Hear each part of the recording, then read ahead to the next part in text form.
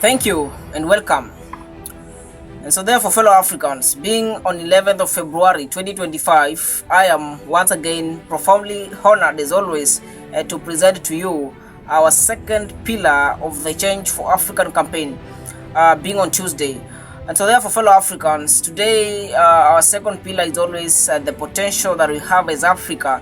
And today, to help us exemplify on this potential, will be about the clean energy that Africa is able to produce and the impact of that clean energy and how we can utilize that clean energy in terms of our transportation industry and also our industrial processes in terms of manufacturing and other activities in Africa to help us use clean energy to run our industries.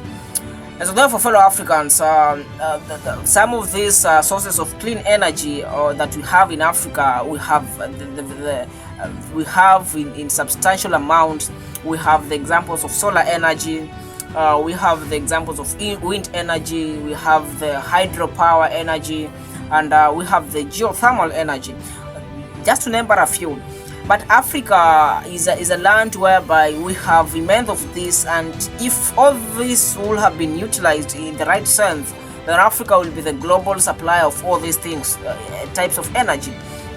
But what is happening today, it is a total opposite of that. It is a very different story of what is happening in Africa today in terms of clean energy and how it is utilized, and even that is what is tapped. The potential, the percent that has been tapped is very minimal already. And so we are trying to see what extent or what can we do the moment we realize that we have that potential in terms of clean energy production, and how that one can be of great importance in terms of running our industries and also assisting us in curbing things to do with climate change, which is our pillar number 5 discussed on every Friday. And so therefore, fellow Africans, today going through all the statistics according to the International Energy Agency, it is projected that Africa only is able to produce, with respect to sun energy, solar energy only, Africa is able to produce 10 terawatts, of power to produce. Africa only in terms of solar energy. That is only solar energy. So what will happen if we are able to actually utilize this immense resource of solar energy and take it to our responsibility that we can produce, we can generate solar energy. This one will not only serve Africa, it will be substantial for us and we'll be able to drive our industries in the cleanest way possible. When it comes to the transportation sector, we're looking at other continents, the likes of Europe, the likes of China as a country in Asia, the likes of Northern America, looking at the automotive industry or the EV, the electric vehicles, industry. You realize that these are continents that have set in place cognitive ambitions, serious ambitions, and they have dreams and a span of time. And looking at Europe, they have a projection that by 2050 that continent will be 100% clean energy, vehicles of EV industry or the transport industry will be run under clean energy. Looking at China, they have a definition, or they have set in place an ambition that by 2035 they should be using clean energy, 100% clean energy in the automotive industry. That is China. But then going through the same research, there is no way I have met an ambition that Africa has set in place that by this time we should be here.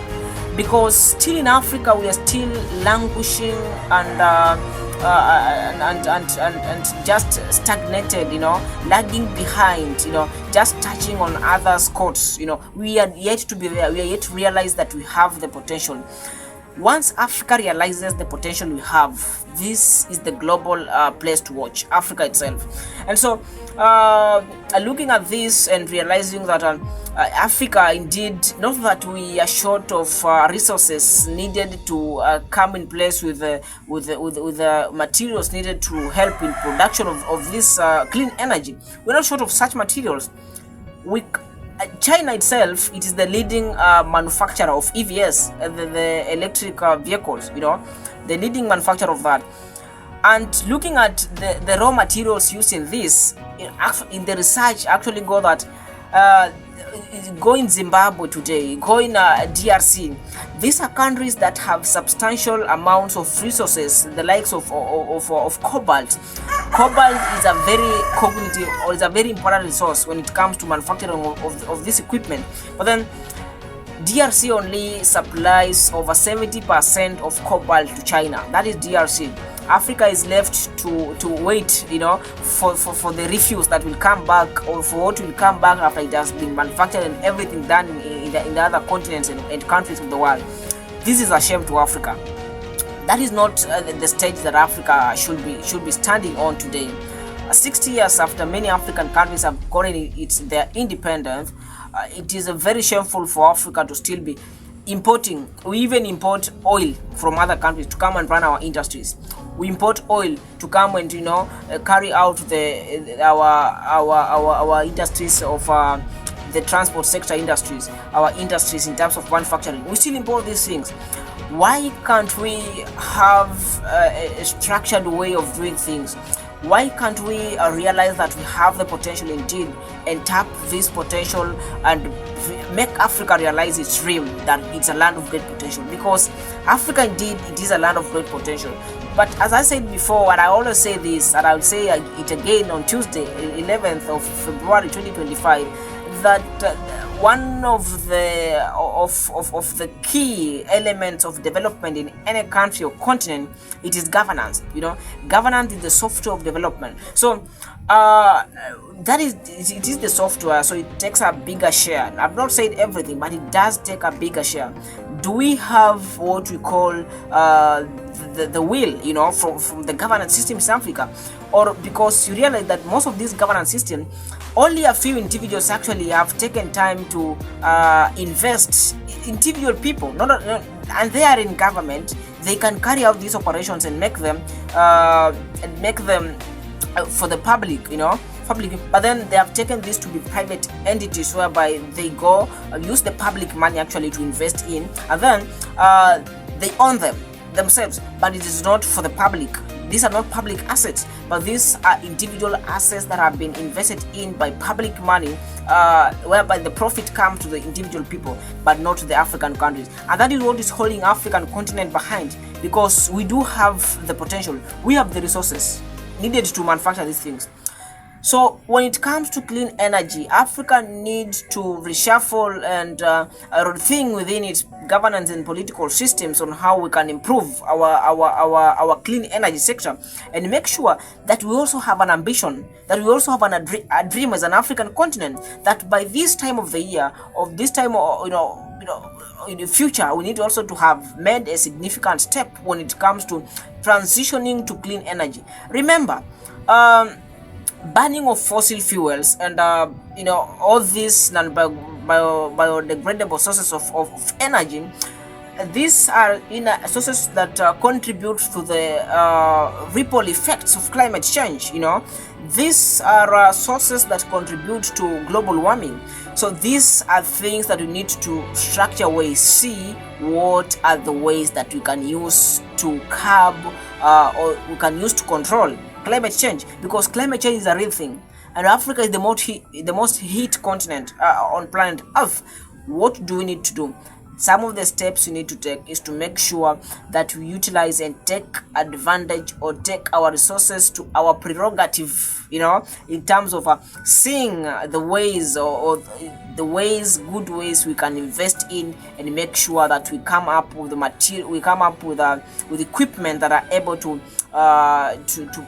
make Africa, a convenient environment for all of us to live. Because today we still import vehicles, some of them are even second-hand vehicles coming to Africa, because Africa is vulnerable. Not because it's vulnerable because it cannot, but it is because the tradition of Africa, that is what has been put to make, has been made for Africa to believe that the only thing they can do is to depend for foreigners to come give them second-hand things and show them that do this. we are the people who can do this for you. You cannot do it. We can go manufacture for you. We take your resources, go manufacture for you, bring them back for you, and then you buy. That is rebarbative. That is, I've termed that as nonsensical.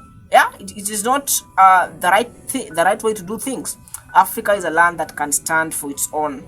We can do these things on our own, and we can make Africa great. Africa is a land of great potential indeed.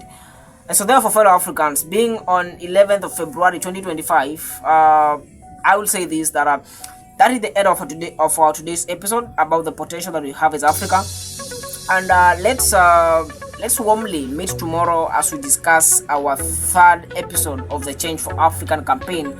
Not our third episode, but our third pillar of the Change for African campaign, which is about the resources that we own as an African continent. So therefore, fellow Africans, I wish you an just interesting afternoon, and God bless you. Let's meet tomorrow. Thank you.